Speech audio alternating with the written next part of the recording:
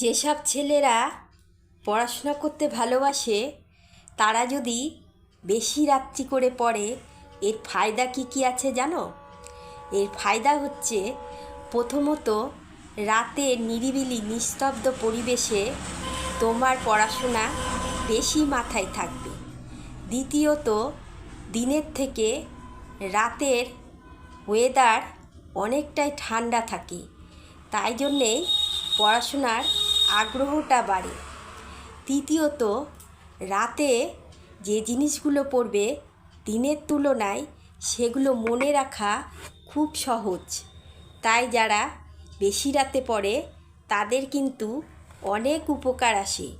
আর রাতে পড়লে সবসময় মাইন্ড সচেতন থাকে এবং সেই সচেতন মাইন্ডে যা পড়বে তাই মনে রাখবে।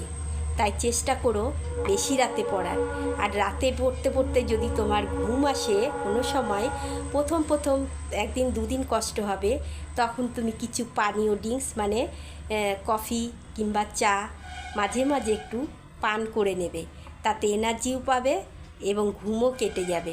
তাই যারা ভালো স্টুডেন্ট, যাদের অনেক পড়তে হয়, তারা বেশি রাতেই পড়ো, তাতে তোমাদের লাভ হবে।